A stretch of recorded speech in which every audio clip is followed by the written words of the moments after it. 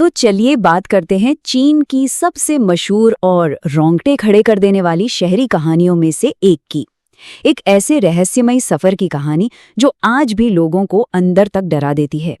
वैसे तो इस किस्से के कई वर्जन्स हैं, लेकिन हर कहानी का अंत एक ही खौफनाक सवाल पे जाके रुकता है।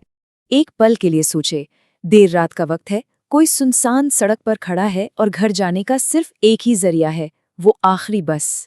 लेकिन क्या हो अगर वो बस उसे घर के बजाय किसी ऐसी जगह ले जाए जहां से लौटना मुमकिन ही ना हो। ये कहानी हमें ले चलती है साल 1995 में, बीजिंग की एक सर्द और कोहरे से ढकी रात में।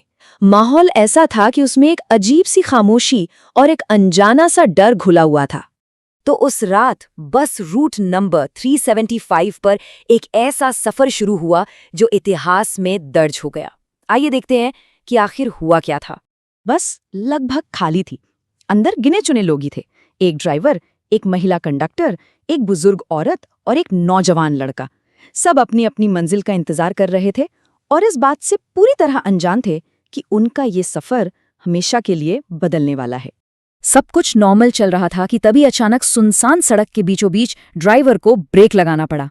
अंधेरे में 3 साए बस को रुकने का इशारा कर रहे थे और बस यहीं से सब कुछ बदल गया। ये जो नए यात्री थे, ये आम लोग बिल्कुल नहीं लग रहे थे।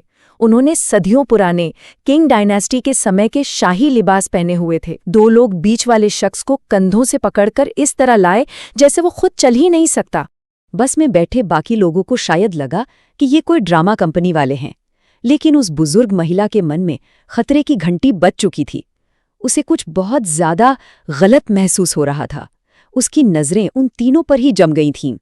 उस महिला को ये एहसास हो गया था कि अगर अभी कुछ नहीं किया गया तो बस में मौजूद कोई भी जिंदा नहीं बचेगा। तो अब सवाल ये था कि इस चलती बस से उतरा कैसे जाए। उनके दिमाग में बस एक ही बात घूम रही थी। इन लोगों से एक ऐसी अजीब और नेगेटिव एनर्जी आ रही थी जिसे नजरअंदाज करना नामुमकिन था। उन्हें किसी भी कीमत पर उस बस से उतरना था। और फिर उन्होंने वो देखा जिससे उनकी रूह कांप गई। अचानक हवा का एक तेज झोंका आया और उन तीनों के कपड़े थोड़ा ऊपर उठे। महिला ने देखा कि उनके पैर जमीन को छू ही नहीं रहे थे।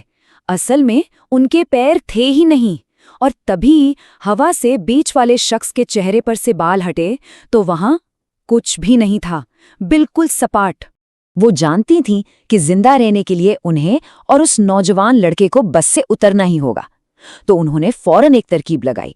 वो उस लड़के पर जोर जोर से चिल्लाने लगीं, उस पर अपना पर्स चुराने का इल्जाम लगाया और इतना बड़ा तमाशा खड़ा कर दिया कि ड्राइवर ने तंग आकर दोनों को बीच रास्ते में ही बस से उतार दिया।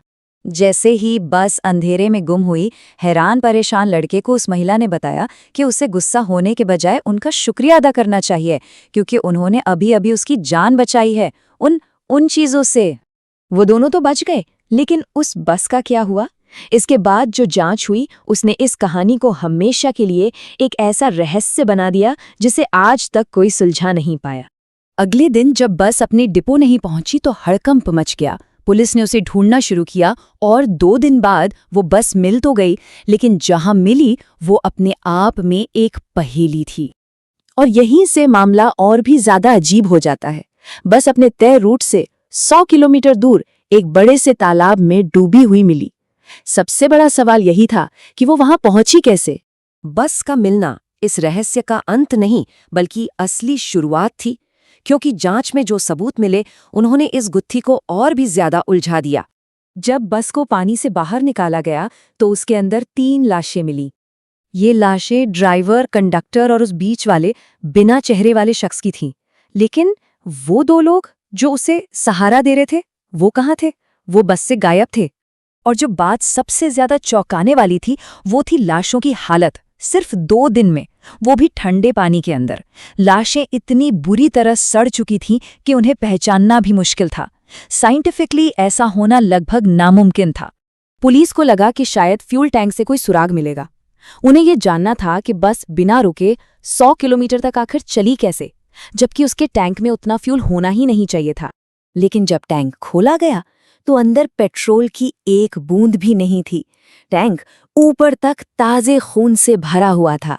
बस इसी एक खोज ने इस केस को हमेशा हमेशा के लिए अलौकिक कहानियों में दर्ज कर दिया। तो आखिर में हमारे पास सिर्फ सवाल ही बचते हैं। बिना पेट्रोल के बस खून से 100 किलोमीटर कैसे चली? लाशें इतनी तेजी से कैसे सड़ गईं? वो 2 रहस्यमय यात्री कहाँ गायब हो गए? और उस पूरी रात का कोई भी सीसीटीवी फुटेज क्यों नहीं मिला? कुछ थ्योरीज तो इसे सेना के किसी गुप्त प्रयोग से भी जोड़ती हैं, लेकिन कोई भी लॉजिकल एक्सप्लेनेशन इन सभी सवालों का जवाब एक साथ नहीं दे पाती। इन सवालों का जवाब आज तक किसी के पास नहीं है, और ये कहानी अपने पीछे एक बहुत ही डरावना सवाल छोड़ जाती है। क्या आज भी रूट 375 की वो बस अंधेरी कोहरे वाली रातों में अपने अगले शिकार की तलाश में बीजिंग की सड़कों पर घूम